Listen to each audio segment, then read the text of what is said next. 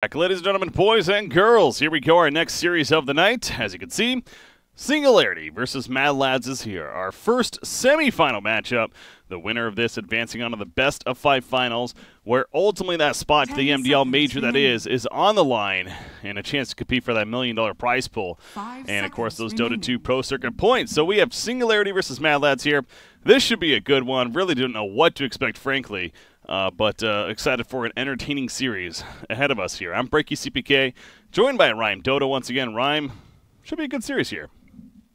Yeah, it should be nice. I saw Mad Lads in the kind of teething stages a few days ago, so I think they've been a lot stronger since they've got to this portion of the tournament. So looking forward to seeing this. They got the Sand King first pick, so they have pretty flexible lanes already, and they're probably going to pick up their 5 position. Knowing them, they'll probably go for the Bane. Team pick. Oh no, the Rasta this time actually. Okay, varying things up a bit. He did play Rasta both games yesterday against Going In, actually. So, you know, and obviously that was serious. And kind of going off what you said from the very beginning right there, yeah, they went 0-3 in the group stages. They had a horrible group stage. Luckily for them, this was a format that still everyone advanced on to the playoff stage. They just had to play from the very beginning, and they have not lost a game since. They went 2-0 against Moriarty. They went 2-0 against Going In. So, you know, it's about, you know, hitting that hot streak. And right now they're feeling pretty good, clearly, about themselves. That was yesterday, though. It is a new day. But again, they're going consistently as far as hero picks go with the Shadow Shaman for himself. Rubik is the quick response, though. About as good of a second pick Rubik as you can get. You've got Burrow Strike. You've got, well, pretty much all of Shadow Shaman spells are really nice. The wards, the nuke, the disable. So, also not particularly strong lane is coming up from Mad Lads, so Rubik doesn't really fall behind in that regard as well in this game so far. So, generally a nice Rubik game. So, not quite. I'll probably be. I'm not sure if Bashrik is the 5 or 4 player for this team, so I don't know who's going to be playing that. I'm trying to remember. Bashrik, I want to say he's their 4 player. I can try to double check right here. Because it's going to be Mastermind playing mid, Adamson playing carry, and Mikey playing offlane, I assume. So yeah, or maybe Solon plays the 4. I don't know. Well, no, actually, so according to Wikipedia, yeah, Solon plays the 4, and Bashrik's the 5, actually. So we'll see who plays what. Alrighty. But yeah, Death Prophet banned so far, as well as the DK. A couple of mid options being taken out by other team. Okay, so DK being removed tells me that maybe Singularity want to get a puck so they can have that for either mid or off. Kind of fits into Mastermind and Mikey's hero pools. So they have a bit of flexibility there if they decide to go for that. Death Prophet ban, just kind of standard really. Death Prophet is just a very, very strong second phase pick. The Tiny and Gyro and Omni and all that stuff were already removed out, so it's not really going to be anything like the last series we saw. No. Already a bit different. And speaking of being the same, though, as before, yesterday, Mad Lads, they went with the Rasta, again, in both of those games, and they also went Sand King one of them, but another hero that they went both of those games was Phantom Lancer. Madara played an awesome Phantom Lancer in both of those games. Now, obviously, I know games change, you know, matchups, the heroes you're going against, the teams and everything, but gotta wonder if that's going to be on the list here of potential picks. Brewmaster's pretty good against PL, though. Yeah, Brewmaster is good against PL. He's relatively strong in the lane. He has clap to get rid of illusions as well. He can interfere with last hitting with W. He can purge the illusions also, so this is generally nice to have. Okay. And that's the Terrorblade coming out, so... Ooh. And another... There's not much to say about that, it's just a Terrorblade. Well, and another one. And another illusion-based hero, so all those points still kind of stand from Brewmaster, right? So that's where it's a little bit interesting. But Terrorblade it is does have a habit of kind of killing the Brewmaster quite quickly, even in his ulti form if Brewmaster's kind of left alone, so you got to be careful how you use it, you got to take team fights properly. Also, Terrorblade doesn't really, I don't know, he doesn't have the same problem that PL does. He's not so dependent on his illusions to deal damage and just be annoying in fights, so the Dispel doesn't really harm him that much. Mostly what you do with Panda versus Terrorblade is you try and isolate him, you make sure he can't deal damage during his metamorphosis, make sure that like during the initial go, you know, when Terrorblade walks in, he pops meta, he pops reflection, you just put him up in the air, you disengage a little bit, and you go back in when he's not so scary. Of course, that only works up to a certain point, because then Terrorblade gets level 20, and then well, we all know what happens then. Everything changes about the hero. Third pick for Singularity. So again, they need their position 4. Like we've already discussed. I mean, there's really not like a very clear cut. I mean, outside of, well, I mean, Tinker is still on the board. You really stressed that out. Tinker's so good against Terrorblade. So you got to wonder if like a 4th pick Tinker is possible. But there's already a Shadow Shaman and Sand King, though, to kind of support the Terrorblade, and that could be dangerous for the Tinker. So I like Tinker here. I think it's still pretty good. Yep. The Rubik in the base case, so it's Rubik position 4, which means he's going to have a lot of room to work with. He'll be saying like the Mana Boots, the Blink Dagger, and then he'll be able to steal that Burrow Strike, and also going to be in a position to really make the Terrorblades life miserable, because obviously you can do the whole thing of stealing the Sunder and sundering terribly when you get low HP, and there's all kinds of fancy plays you can do there. It doesn't really happen too often, but when it does, it does look quite spectacular. Mad Lads looking for a fairly safe mid or off lane pick now. Normally they'd just go with the 4th pick on Kezu's hero, so maybe something to help them. Maybe the Abaddon, with just because of the Banes there already, but I don't know. Yeah, Radiant team pick. Lina. Oh, the Lina. Whoa, that's a quick hero. Yeah, that's different. And Lina, I can't recall the last time I've casted a Lina game. Now, I have seen her a couple of times make some appearances. There was the PGL major here recently she was seen, and in fact, earlier today, I was talking to you about how I was watching the Na'Vi Fnatic Game 3 from the GESC event, and Dendi actually played Lina that game in the amazing comeback. They were down 30,000 plus net worth, and it ended up being a base race. And he bought a Divine Rapier, ended up winning the game with Na'Vi there, so... but he played Lina in that case, so I've seen sprinkles of Lina here and there. Maybe they watched the game too. Maybe they did. Lina is a fairly strong laner. She does well pretty much anything. She doesn't have too many counters in lane. She also does well with farm. She's pretty nice versus Pounder as well, because it means like when you get that tanking stun, when you get that Rasta Shackle, you do have the burst damage to follow up, so you can guarantee that whoever does get caught can die, provided they don't get saved by some miraculous nightmare. So that's always nice to have. I think it's more the fact that it can lane versus pretty much anything that makes it safe to 4th pick, because now Singularity have 2 heroes that they can pick to try and deal with it. And the Juggernaut coming out.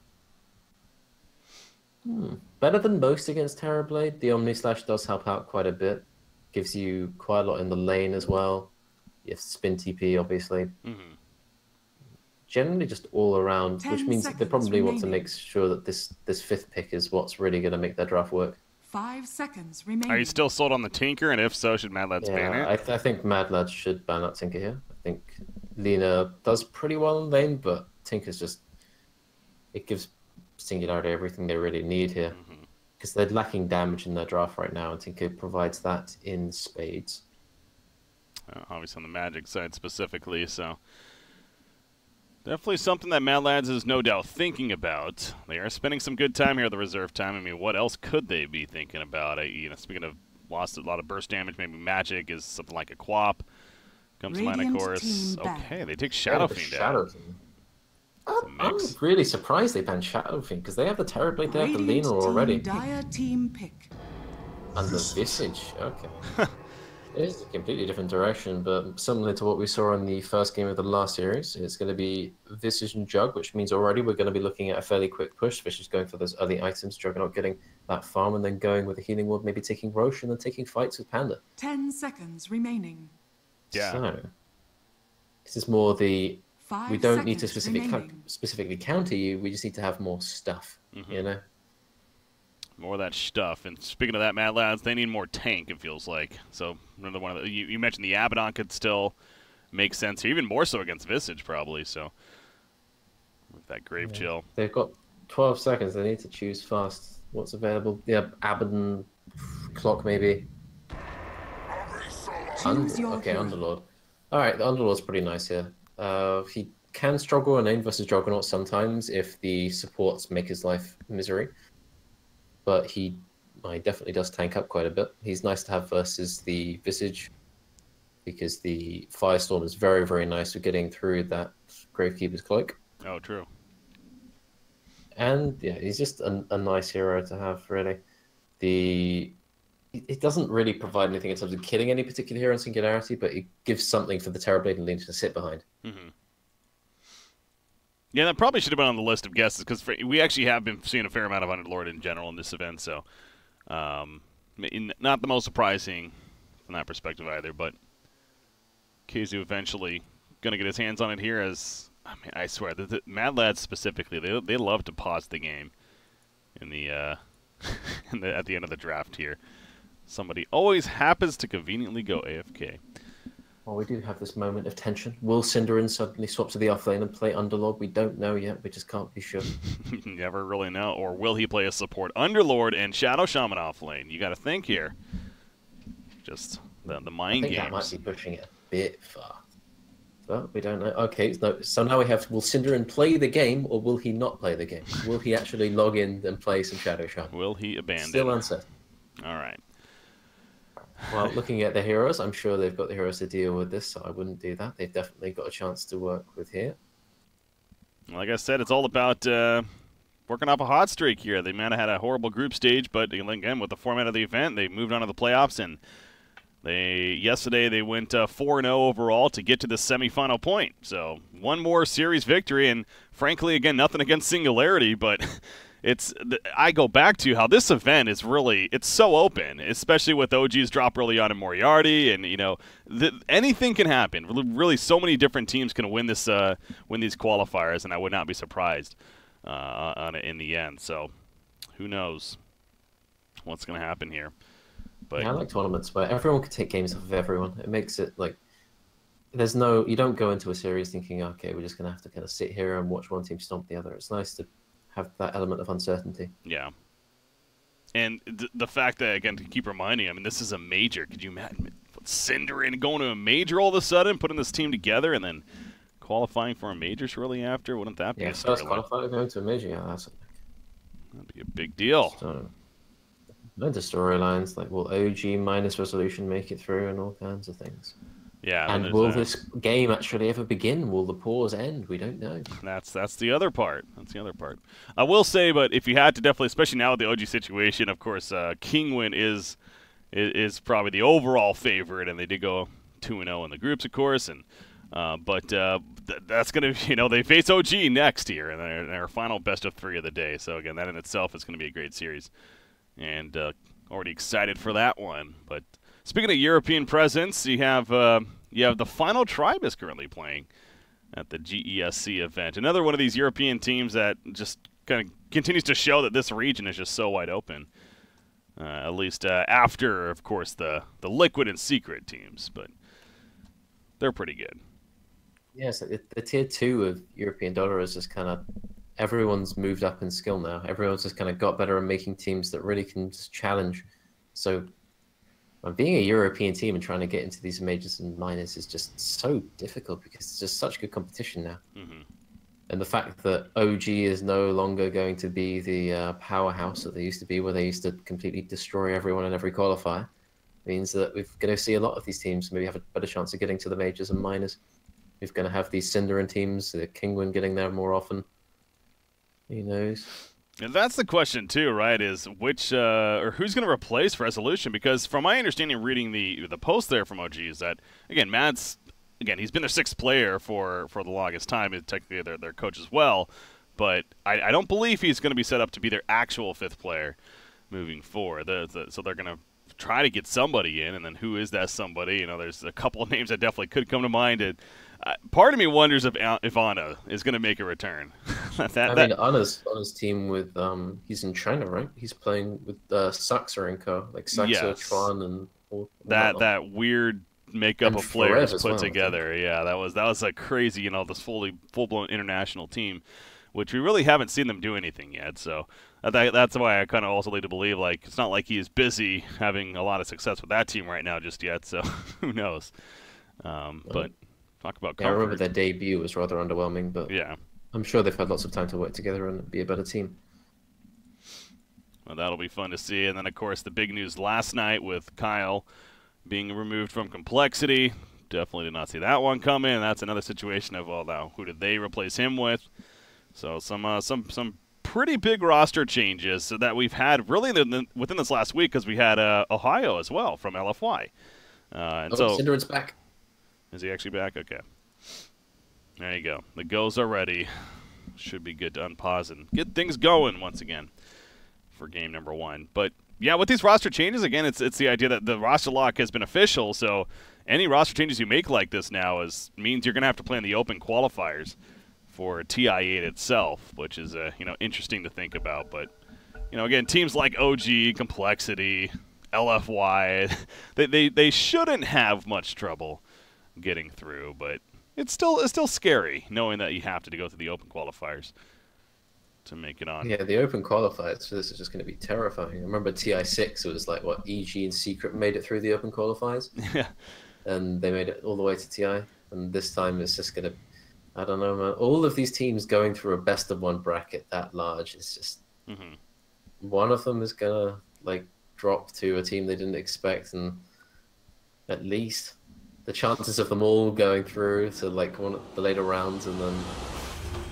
The open qualifier is just going to be like a minor tournament in and of itself, isn't it? With all these, if these roster changes keep happening like this, absolutely, there's going to be some legitimate open qualifier matches that'll be taking place. But that's a ways away still. That's for TI8. That's going to be in Vancouver, baby. I'm excited for that too. Anyways, we got this game. We got the game finally starting here with Singularity versus Mad Lads on the other side.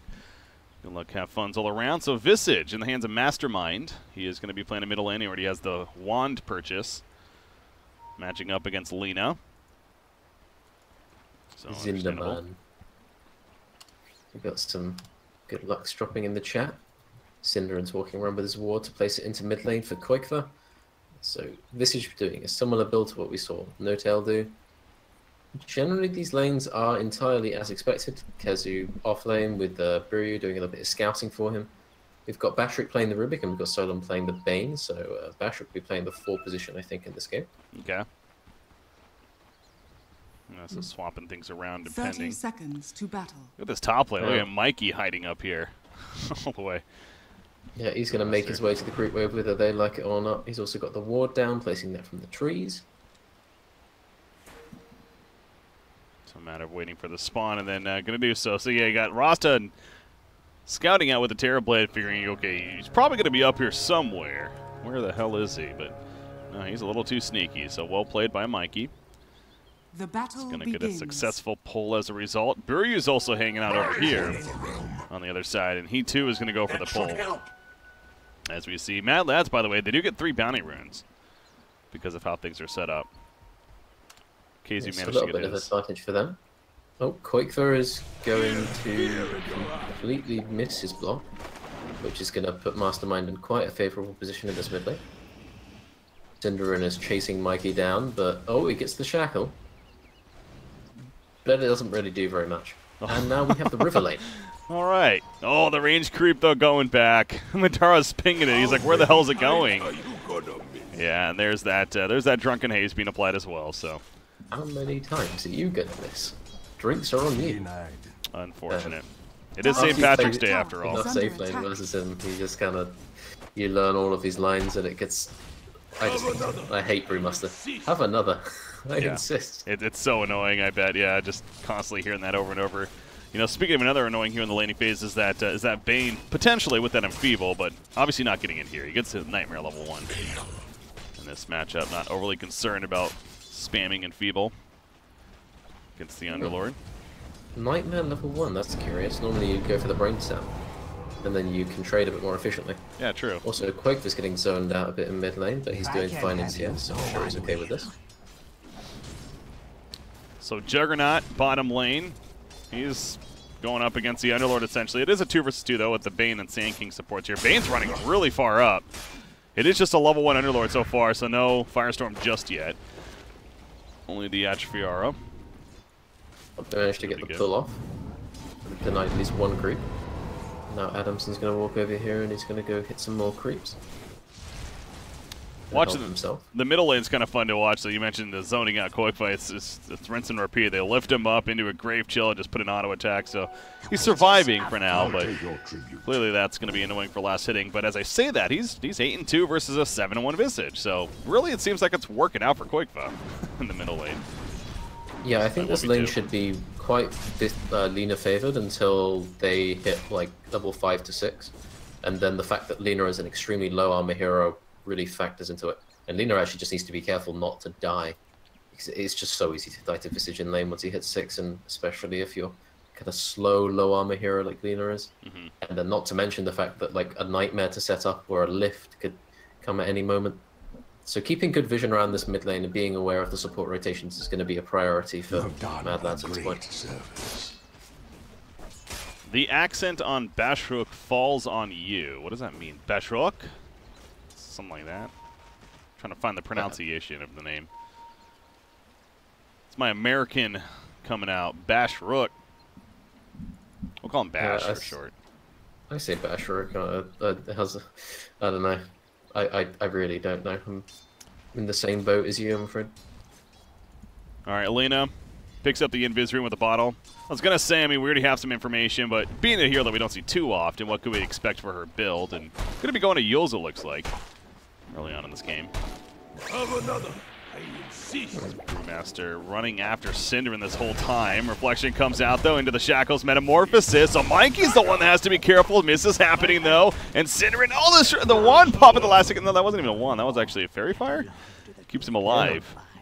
Okay. They get the kill for the first blood. Radiant. Oh, so that's nice for Madara. He can now work towards securing this lane. Once you die on Brewmaster, the lane does get harder. And Terrorblade, he's not one of those heroes that really punishes off laners very hard, but he still has some time with his Metamorphosis to get some denies. Or to get drunk. To try to deny. Those drinks, so they keep on coming here on St. Patrick's Day, and he's missing occasionally, understandably. Koikva, middle lane. 16-5 now against 16-3 Visage, so it's gotten back to about even here in Visage. Looks like he has his items queued up early on as well. That helm with a Dominator is set to happen. Yeah, he's just going for a normal item progression. He's going to be... They're going to be looking for some rotations in just to keep... I think the thing about Visage versus Lina is you just need to make sure the Lina doesn't crush the Visage early on, because that is liable to happen with Lina's range, with her burst damage. The fact that Bashrook is being caught. Oh yeah, this is going to be a free kill. The lift is not going to save Rubik there, and Koikva in fact gets the last hit. That was well played to allow Koikva to get it at that point too. So good rotations, and Rubik obviously was not ready for that. He's waiting here, but Bashrook is ready. He's going to face the ward. He's going to see Brew right now. And Mastermind should be safe for the time being. There's a little wraparound from Cinder in top lane. He's going to place the ward behind the tier 1, so now they know if anyone is coming top to annoy Madara. But everyone's just kind of happy with the way things are right now. Juggernaut included. He's very happy. He's 32-16 down here. Just last hitting very freely. You got Underlord on the other side who's 16-2. But clearly Keizu not having the best of time. Of course, he's been dealing with that Bane as well in the laning phase. Yeah, you always got to be worried about the Bane trading with you. Bane is one of the few heroes that can really trade with Underlord, because Underlord does a lot of damage and has pretty nice stats. But Bane, he has better stats. Top lane, Mikey, they're going to go on him. Drunken Haze wearing off right here, so Mikey's in trouble. He can't even get the Thunderclap off. He gets the last second, and it's not going to be, no, maybe the evasion. Oh my god, the South Pop. Mikey's going to live for now. Finally goes down there with a Barrel Strike, but Bree had to commit very deep for this, and probably is going to give him a kill to Juggernaut because of it. So, really the trade is not the worst here for the Radiant side. Yeah, it's not so bad. They got Jug a kill. He's just chasing after Madara with Omni Slash, who's going to pop Metamorphosis. Oh, wow. Yeah, well, that cost a lot of health from the Juggernaut, but I think he's going to be fine with that with the South. I'm watching. Now he's just kind of stuck in the top lane. Yeah, Underlord bottom lane. You see Brewmaster after his death, he actually TP's bottom, and him and the Bane assist with one another to get a kill, and apparently now it's Mad Lads that wants to talk it over. What's going on here? But yeah, using the Metamorphosis, so part of me kind of thinks though it was a maybe not going to get the kill, but Juggernaut TPing to the top lane, trying to make it so his time here is not the greatest, and zoning him out effectively. So yeah, it's quite nice to make sure the Turbo can still farm while the Juggernaut's up here, and the Juggernaut's probably just going to want to leave as soon as possible. He's finished his... Oh no, he's got his break band coming out in the career, and TP as well. Bashrook. Kabiru just warded directly in front of the Rubik, so I don't know if that got spotted.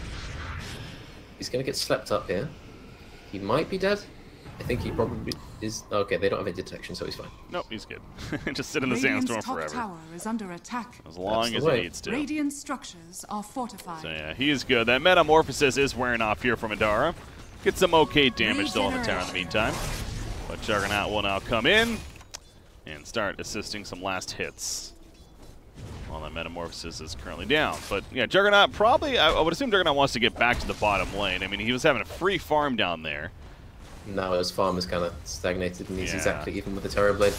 He hasn't really hit that many creeps in the last 2 minutes. I mean, he got the Sand King kill, and he did it quite nicely. He ate 2 trees to get the spin off, but not quite worth it for him. But I think the trade-off is the fact that Mikey is now not getting harassed completely, and he's got his level 6. He's getting his treads pretty soon, and overall doing pretty nicely on farm. Switching over to that net worth. Yeah, you do see Terrorblade's really caught up to the Juggernaut now, if anything. So, yeah, in the long run, it does seem like this rotation from Juggernaut, although we got the kills, you really do question now, was it worth it? And this is an illusion. I need to be careful for that. Someone told me Juggernaut was going to maybe pop out and throw an Omni Slash on, but nope. Yeah, you can see that these are illusions. Terrorblades, yeah, they're distinguished from normal illusions. Yeah. Just in the heat of the moment, be like, oh crap! But yeah, you're right. Yeah, so. that moment of brief panic. Okay, Arcane Rune picked up by Quickler. He's level 7 compared to the 6 of Visage, but it's a negligible difference. Visage has now hit level 6, and I don't really think there's anyone who wants to rotate into this lane, because everyone's got a ward in mid lane. So this is not exactly the action station. Except now, Biru is going to go for the stun. Laguna Blade ready. Hasn't used it yet, but he's going to use it here. It's not enough damage, though. That Grave Reaper's Cloak just enough to keep him alive, and now looking to turn, possibly. Oh, he stuck around a little bit too long. The Dragon Slave hits and gets the kill for sure. Bashrook is also going to fall. The Familiars trying to finish the job. At least set it up for Solon with a Brain Sap. Not enough damage, so barely alive as Koikfa with 20 life as he's regenning. Nightmare onto Sand King. Just going to allow him to Burrow Strike shortly after, though, and get away. But great escape from Koikfa. Gets back to base after the couple of kills. Yeah, really showing off the Arcane Rune and making it work through cancelling his TP. Radiant's bottom tower is under attack. But the birds not being there in mid lane for Visage really kind of cost him there. I'm sure if the birds were there, they would have turned that quite easily. Yeah. But they weren't, so they lose the Visage, and Quakefor gets away. So Lena's very, very happy about this, sitting honestly not too far ahead in terms of net worth, because this mid lane has been quite lucrative for Mr. Mastermind over here. Look at this massive stack that, yeah, Rubik and the rest see. They want to get this to Juggernaut. And the Familiars magic resistance. The spin is doing like nothing. Yeah. This is 4-man stack taking from the Radiant side. I mean, but as you said, they're not even going to get it, and now they're in trouble, actually. Oh, no, this is backfiring big time. Mastermind is already at half-life. Having to get out of here. Casey doesn't have his Pit of Malice just yet, though, so I was wondering where that was. I guess he hasn't leveled it at this point. Cinderin juking through the trees. Adamson trying to finish the job. Shackles will delay for now, but the Familiar is heading over, and they're going to take out Cinderin. Burrow Strike on 3 different heals. Sets up an LSA perfectly, and Koikfa with Laguna Blade takes out Rubik, but at what cost now? Mikey sitting on top of him. A couple of auto attacks later will finish the job. The auto attacks from Madara in that Metamorphosis. Threatening. We'll get them to back off for the time being, but, well, Singularity. That actually worked out fairly well for them. Yeah, that was a lot less than the expected amount of death. I think. I thought a lot more people were going to fall over there. But I think the combined lack of Pit of Malice and also a bit of target selection going on meant that, yeah, I guess the main winners of that are Juggernaut and I think it was Kezu as well. Yeah, Kezu gets out of there. Sitting top of the net worth, Madara, he didn't really get anything out of that. Another use of Metamorphosis with that much action. I think the biggest thing, too, like a couple of key moments there, too, as you mentioned the Pit of Malice, and it's understandable that he doesn't have it yet, you know, being level 6 at the time and now level 7, but, you know, that obviously in hindsight would have been pretty big there. But then on top of that, the Laguna Blade target by Lena, she chose for Rubik, and actually, speaking of Rubik, he steals the Sandstorm. He's going to hide in it, but Sandstorm against Sandstorm equals death for Rubik. And not much more he could do there. So, but yeah, Lina, choice to go for the Rubik in that top fight, use it on him of every target. Top tower is under attack. Maybe not the best choice either. Dire's So, structures are fortified. but at least they find him again. But the top tier 1 tower is definitely falling here. That helm with the Dominator Centaur. The fight was without Panda Split, so you got to remember that. Should have it up for any further fight now. Okay, Kazu's going to TP into the mid lane. Cinderin is going to not be able to cancel the TP of Juggernaut as he spin TPs away. Overall, just Singularity, they're farming top lane, they're farming... Actually, they're only really farming top lane. They've spent a lot of time up there. Ever since Juggernaut TP'd up there for that kill, they've been really doing a lot at the top lane. I think it's quite nice, though, because it means that they're playing with their Juggernaut, and it means that Terrorblade isn't really able to get into the game. Like, he feels forced to use every Metamorphosis to join these fights, right? But he's not really farming as fast as he could be, and as a result, he's sitting behind the Juggernaut in terms of net worth, which isn't really where he wants to be, obviously. Blink already picked up on Brew.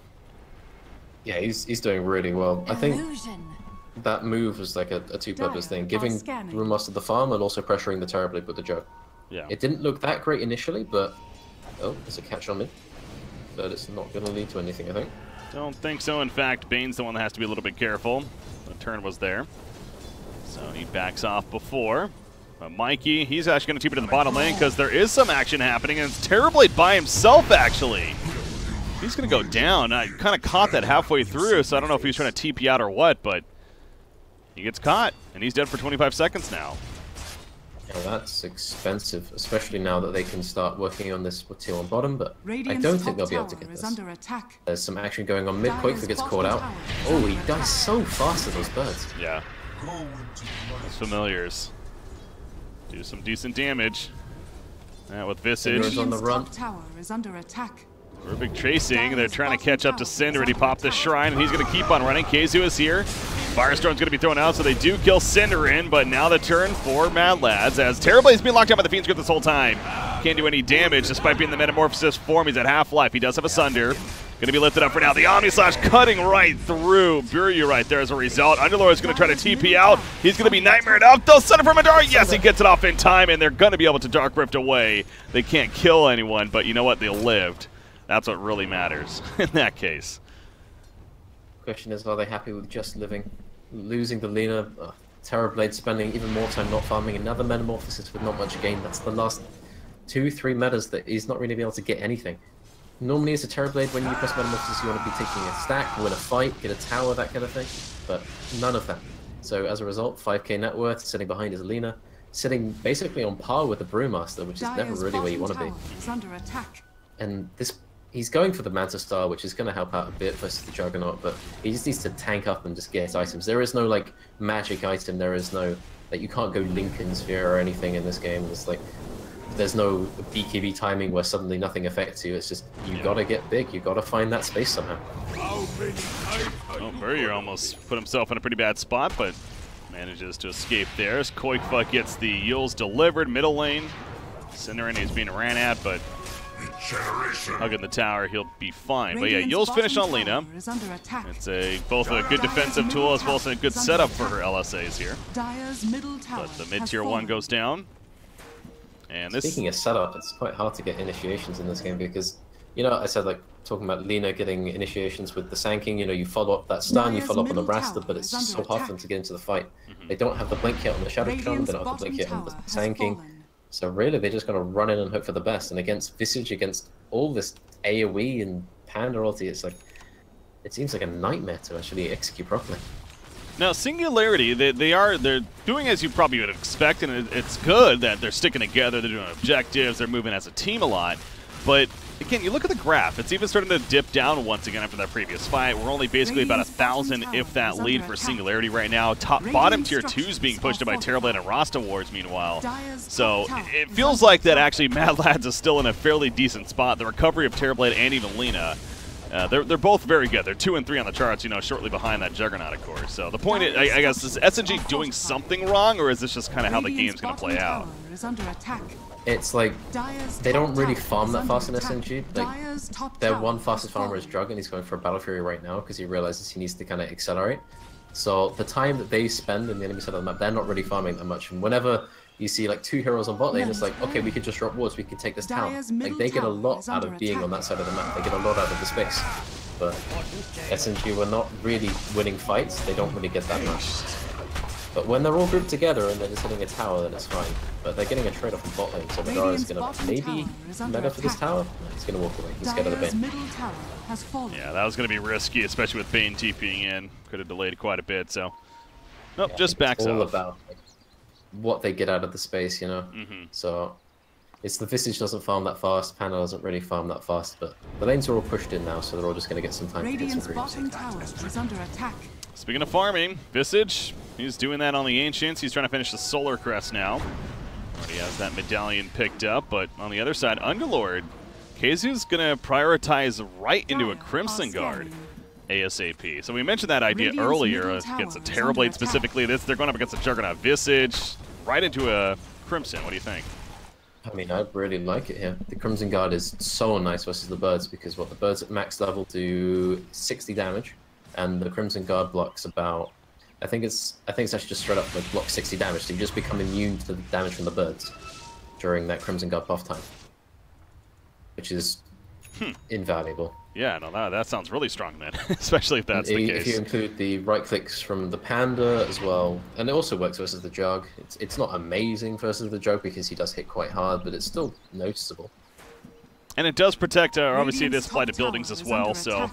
the idea that Singularity is pushing quite a bit themselves will have that benefit. And Yeah, Underlord, I think Crimson Guard could be one of those items that just changes the way these fights work out because no longer will the Visage tear into everyone, but there will be something to stop him. Radiant's middle Lena, tower even though she has is under 5 armor, attack. there is something on her team waiting to save her. Battle Fury, of course, on Juggernaut. We have a couple of Blink Daggers just about finished. Sand King, 1950 gold saved up, so of course pretty important there.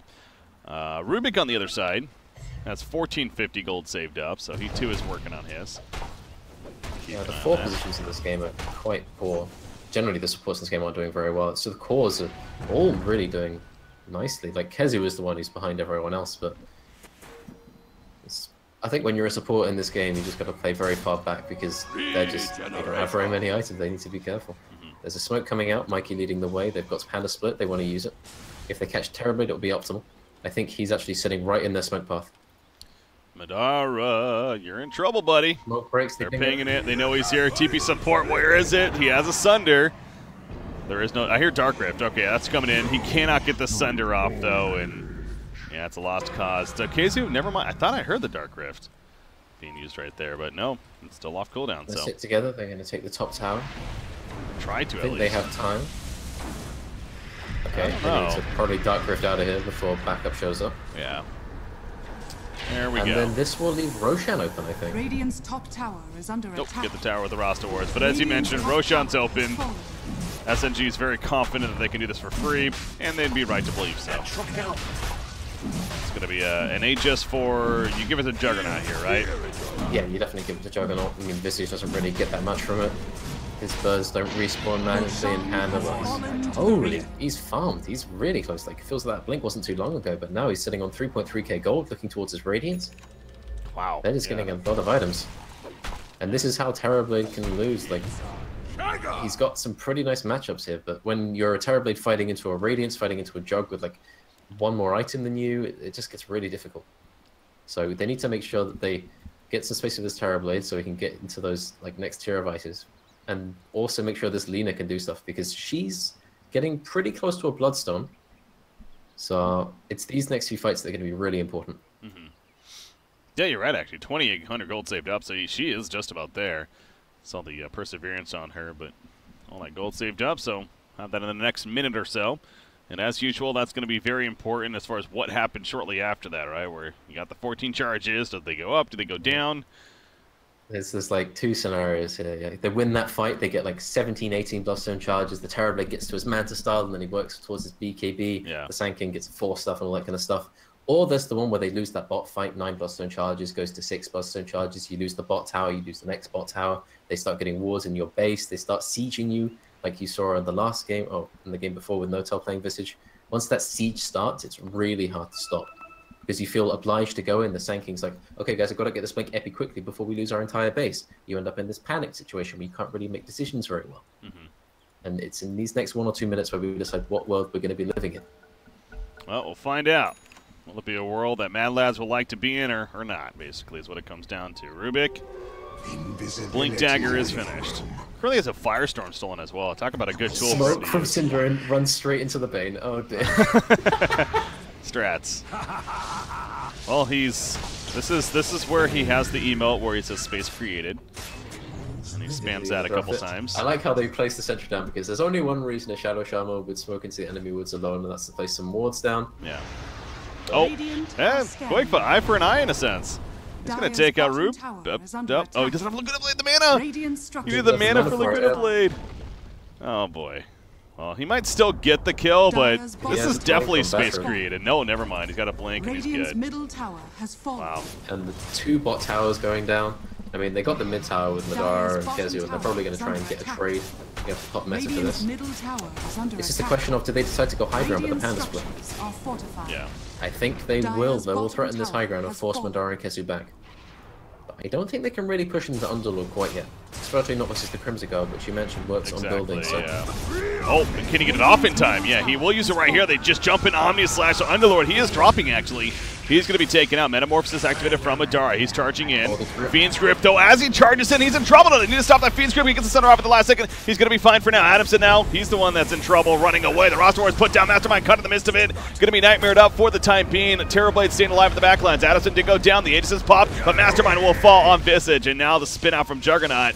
Realizing it might be a lost cause, he wants to go back in, but the Laguna Blade, great Burrow Strike done on 3 different heroes. Solan manages to live though, and down goes Cinderin as well. So Singularity is still standing their ground and fighting into the cores of Mad Lads.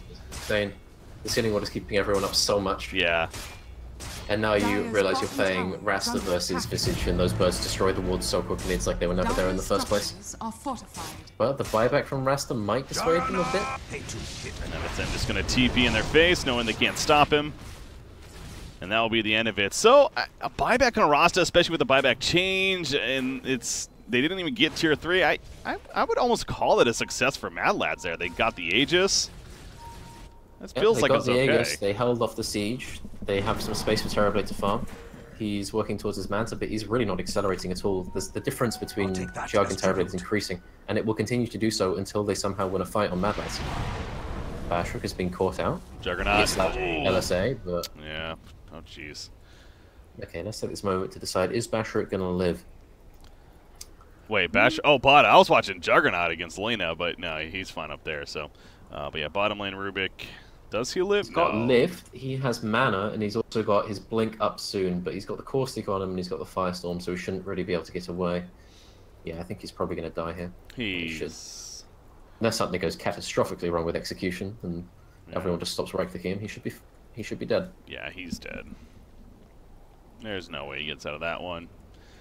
I'm gonna say that's a high probability. Speaking of that, this win probability, it's not been too crazy either way. It's actually bounced back and forth. What button do I press to see that? F8, or no, it's actually you have to bind it. I bound it to my F8 key, yeah. But it's in the options of spectator there. Somebody mentioned it to me, and I was like, oh, cool. Yeah, kind of ridiculous. Fancy stuff. It is. Man, Lena still doesn't have the Bloodstone. You know, I was going to bring that up earlier, too. It's coming on the career. It's coming on the career. It is. The thing is, he took that fight with 4,000 gold in his inventory. That's my point. That didn't feel good. That's kind of my point, is that, one, yeah, he took that fight with that much gold, but then, two, the Rubik missed kill because of the lack of mana. If he just had the point booster alone, he gets that kill. So it's one of those cases, you know, in hindsight, it really might have been a good idea to at least just purchase the point booster itself. Yeah, I don't know if he had access to the secret shop, because given the map control that was happening and how they were pushing bot, I don't really think he felt safe going to that area, especially not even with the courier as well. Yeah, that's fair. Well, being delivered now as mentioned, so again, the key timing is here. Yeah, he's the one sitting on top of net worth for Mad Lads. He's basically the main damage output in these fights other than Terrorblade, and Terrorblade, yeah, I don't think Terribly can basically pop meta and he can kill one person, and then he needs to be careful because his HP is going to drop really fast, especially considering there's a Panda split with a Radiant, and birds can harass him, and there's a lot of disable, so it's not reliable that you'll get your Sunder off. He just needs to stay very careful. And Lina doesn't really have that problem. The Great Escape, Bashrook. That's not. Oh, he was so close to getting his blink off there. He was so close. Like 0.1 seconds, but even if he does get off, he's probably going to get chased down and killed. But yeah, he might get optimism.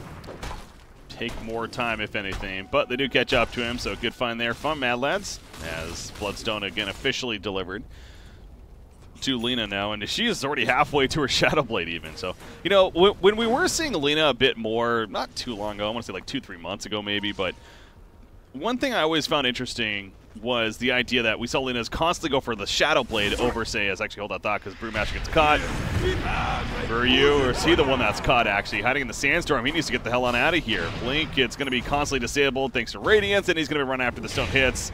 The Great Familiar Stun, and down goes Sand King. As you see the Storm Brewing. No, it's not going to catch. I think they take those. You know, it's more space. It's the Panda ulti being used. If you look at the lanes right now, it's Mad Lads push the mid lane into almost a tier 3. Same for the bot lane. And this way, it's like Adamson. He's scared. He's spin TPing out of the top lane. Like they don't really have vision. And when this Shadow Blade comes out on Lina, it's going to be even more scary. So Mad Lads are doing a really, really good job of increasing the amount of space they have available to them. You can see all their 3 cores are farming right now. They're pushing out names for their supports. And Singularity really, they're quite ahead. They've got 2k gold lead, but they can't really do anything with it. Yeah. That's what it kind of feels like. That's where Singularity, that's the point earlier. Again, they seem like they're doing the right things, but it's still not necessarily accomplishing a comfortable lead by any means. They've constantly been in the lead net worth-wise, but it's just bouncing around, you know, anywhere from 1 to 3k or so. But Qualifier, that Shadow Blade, he has the gold for it, just a matter of getting the Claymore purchased and delivered out to him. It seems like taking a bit of time, but smoke play meanwhile from Singularity. Dire are scanning. Get somebody in the middle lane. Kezu's the one on the path of it, but I don't think they really want Kezu that much. No. And they started the bot fight off with dropping everything on the Underlord, and then as a result, the fight didn't really go as amazing as they wanted it to. Yeah. But we've got Qualifier and Beru just hiding in top lane. They're really just lying in wait in all the lanes. But I think Singularity are just going to straight up start this push bottom lane. That they are. Shadow Shaman's already cutting it. He has level 2 wards as well, so see if they make a play with that. But bottom lane, Radiant team going in. No backdoor protection due to the mid lane. Lina's already here, going to open. Adamson spinning though. Well played. Tier 3 tower. Out comes the epicenter. Jumps. Brewmaster jumped into it actually. The lift on his Sand King. And he's trying to run away now. Crimson Guard barely keeping it alive. Laguna Blade was stolen, by the way, from Rubik. We'll see if he makes a play with it or not. So far, Sand King, the only one dead. Nightmare up on Shadow Shaman. His wards are down, but being killed off very, very quickly right here. The bottom Rax is going down to Madara. He's popped his meta. He's taking that Rax. No damage being done to the buildings. That's where Terrorblade is. Underlord, by the way, Fiend's Grip. Oh, the Yandi Slash on top. They kill Cinnamon. KZ was fall as well, but this is distraction the whole way from Mad Lads, as you pointed out. Koikfa manages to barely live as well. Buyback from Underlord. Wow. He kills the bottom melee. Madara gets Addison to come back. Dark Rift in. They're going in for this, baby. Mad Lads wants to make a big play right here. They ports in the rest of the team. At least everyone that's alive, and they're going for the middle base now. All of a sudden, the Radiant team is in scatter mode, not sure what to do. They push the bottom melee racks, but the tier 3 mid, it's going to barely survive, it looks like. And Mad Lads will actually retreat. That little play didn't seem worth it, I think. No. I don't know why they did that, but now the Underlord is a little bit more far behind. Roshan is coming up in the next few minutes, so teams will probably start to look toward around it. I'm just looking now. Juggernaut is really quite fun, looking towards that Lincoln Sphere as well. But it's just the lanes, man. The lanes aren't in a really great place for Singularity at this point. Yeah, I mean, trading, in fact, they technically got advantage of with the range racks as well, so although the range racks on Mad Lad's side is not much life to work with. But point is, when you're behind, trading a set of racks, I think is more than acceptable in the end. So, but yeah, you're right. The Underlord play at the end there seemed a little unnecessary, but luckily it didn't backfire either in the case of the Dire side. But double damage on a Juggernaut now. Yeah, with this DD, I think they don't have. Oh, they do have split up. So now Madara's still sitting in the spot lane. They can't really go high ground. They don't really feel secure doing that. They're just waiting, seeing if there's a pick. They'll kill this shrine as well. Dire's top shrine is under attack. I think someone should be top pushing this out on the side of Singularity.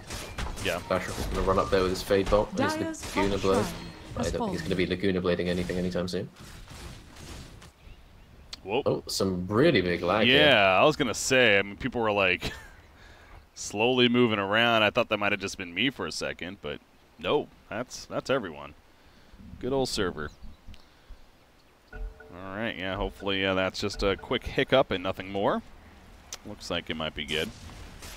Radiant's bottom shrine is Yeah, under again, attack. interesting here. The win probability is actually dipping more and more in favor of the Dire side now. It's 60-40 in their favor after that trading going on. And, you know, I guess the whole Terrorblade idea and getting a Rax kill even is like in Mad Lads and where they're at in this game right now.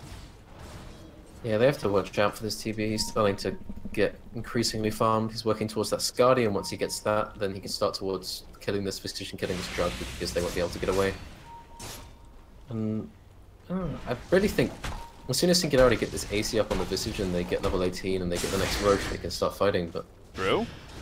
Oh, what is that go? Well, the Nightmare kind of stops the initiation further, and now it's actually the Dire team trying to run. Rubik trying to catch somebody. He still has that Laguna Blade, by the way. Cinder in, oh boy. He gets out. Oof, So, forcing 5 heroes down into the lane where they've already got Rax is pretty nice. Because no one really wants to spend time in the spot lane. Okay, the scan is going to catch the smoke out as well. Nice. Cinder is pinging the exact location where he thinks they're going to run to. Roshan is up, so they're probably just going to start doing this Roche, and I don't think that anyone from Mad Lads is going to be able to contest this. Qualifier obviously confirmed that it was up just before this, but as you're pointing out, this is going to be way too quick. So Singularity definitely going to feel good after this moment. That's a cheese as well. So Juggernaut gets the Aegis. Cheese on Visage, I'm guessing. Somebody else got it, but Brewmaster for now. They're already pinging out this mid wave, so Buru knows his destiny is to go and kill this wave when he can. Is he going to go for it? No, he's not going to go for it. They're actually just going to sit together. Okay, they're not too worried about their base, so they're not going to be cutting waves at this point. No. He's going to get some information on the Juggernaut, perhaps, and they have a ward spot in this, too. Who's way up here? Cinder, what the hell is he doing? That's... Well, he's saying hello. Has some friends on the other side. Space Looking around, created. what wards did he place? He didn't really place any new wards, so he's not going to get dewarded that anytime soon. Okay, there is one aggressive ward on the Radiant Ancients. So, Aegis on Juggernaut, you've got your Lincolns, you've got Visage, he's actually bought his boots of travel, so he wants to move around the map a bit more. He's not gone straight for the AC. Which means that they're probably okay extending this game for another few minutes, then they don't feel desperate to go for high ground. No. The Panda's getting close to his BKB, he's got the cheese, so he's definitely going to get that ulti off. I'm just working out what's their play here. They're just, okay, so they've already drawn it. They're going to push in bot and they're going to go through mid. Juggernaut also hits level 20, so he gets that plus 10 armor. Down middle lane, Mikey, they're going to jump in, though. Metamorphosis 4 for this Mikey. Heals it up with the cheese. Not going to be enough. The Laguna Blade burst after the fact. Sandking, though, he goes down to Visage using that Soul Assumption. Madara's running the other way. Underlord's not even here with them right now. So Brewmaster really bought back immediately, too. They brought back this Panda. This is their time to go. It doesn't matter that they lost cheese. It doesn't matter that they lost their Brewmaster. Like, they can just go again. Dire's middle The tower meta is down. under They know that. attack. Well, it's going to be down in a few seconds anyway. Still got half duration left, so they do need to be a bit careful. They can fight. Koik He has 5,700 gold, by the way. That seems a little interesting. Adamson taking some good damage. Omni-Slash pop, though. The Guardian, or the Crimson Guard goes up, but Lena gets bursted down. She buys back immediately. But now the Melee Axe is exposed, of course. Running back in, the lift up on KZ. He puts down the Pit of Malicel. They catch Solon in it. He was very low, but manages to survive. Terrorblade, the Metamorphosis will be wearing off right here. Back in the melee form. Visage holding his ground as well. The Grave Reaper's Cloak definitely keeping him alive. KZ trying to pop the Dark Rift as he's getting low, getting it out in time. The Uber is here, and it is getting away. Close.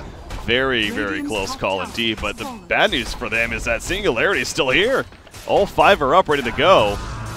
It's a buyback from Sand King, but their racks will not be saved. Dire's middle Okay, now the objective is just get out. Get out if you're on Singularity, just escape.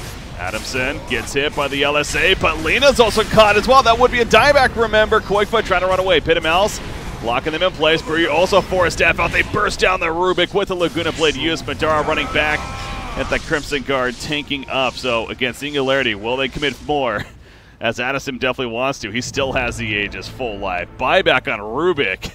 Very aggressive buybacks here from Singularity. They know their time is now to take advantage and try to win this game right here, right now. Madara, okay, got the center off on the Bane in the back lines. Again, still in that melee form, though. No Metamorphosis. Buyback on center right now. Madara running away. Plenty tanky with that armor. Still 40 seconds before Metamorphosis, but Koifa's back into the fight once again. And looking to do some good damage. It looks like this is feeling the onslaught of that, and he will go down to the auto attacks, and once again the lag kicks in. That's what I'm guessing the pause is for. A bit obnoxious. Yeah, yeah, I honestly thought that they would just have to run there, but I think the grouping of Mad Lads, they run out of the base, you know, leading the charge with your two supports is not often the best way to take a team fight. And as a result, they got blink flacked, and they didn't really do too well in the ensuing fight. They've taken out Visage, and Scarly really working it. But yeah, he's buying back, he's keeping it to mid lane, he's got some new familiars. Jesus. The buyback from Bane, this is their moment to go. You just keep hearing it, man. They're just Buyback wait for this noise. healing ward, and then they're going to go, I think. I still can't get over the fact that Lena was going into that fight with 5,500 gold or whatever, and he ended up fighting back. Can't get to the side or secret shop. Yeah. There you go. MKB is delivered, actually. So Juggernaut, or actually he picks it up. He went all the way to the secret shop for that.